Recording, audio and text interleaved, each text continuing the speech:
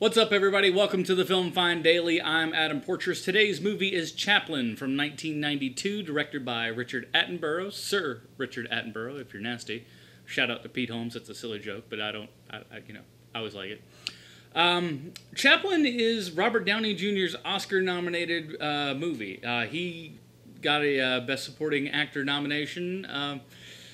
I gotta say, this is a really, really fun film. If you have any knowledge about Charlie Chaplin, some of this stuff is going to be familiar to you, but if you're like a lot of people, they have no idea who Charlie Chaplin was, what kind of environment he came from, how he soared up through the silent years of film, and just kind of became just a giant icon.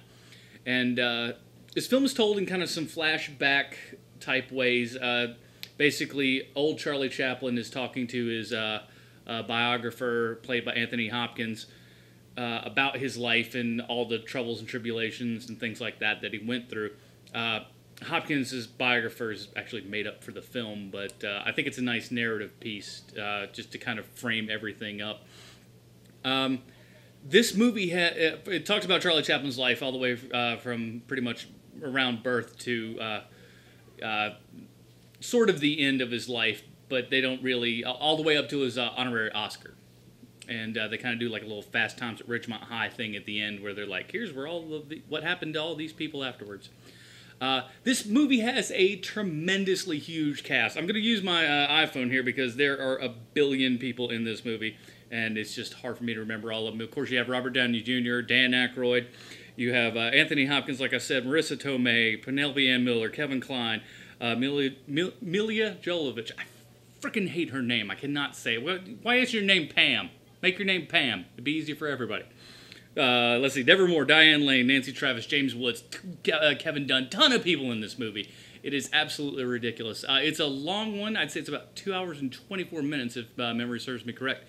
And it certainly doesn't feel like that. It moves by at a really fast pace. And you get to see Charlie Chaplin at his best and worst. I mean, the guy had a lot of problems, just between some with his family and as well with the U.S. government being thought of as a communist. And when he talks about his moving to Switzerland and everything.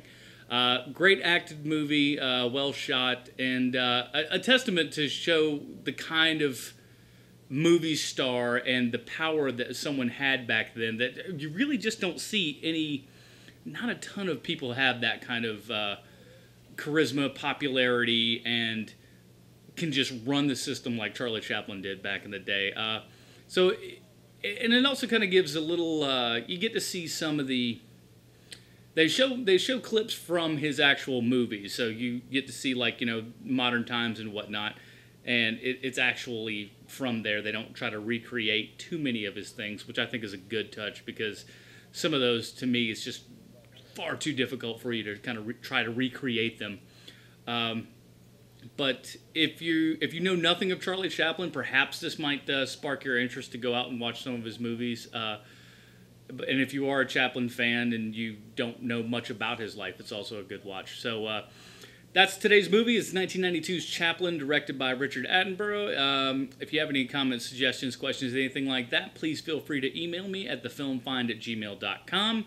Also visit thefilmfind.com where you'll find the links to our Twitter, Facebook, all that mess. And that is it for today. I'll see you next time, guys.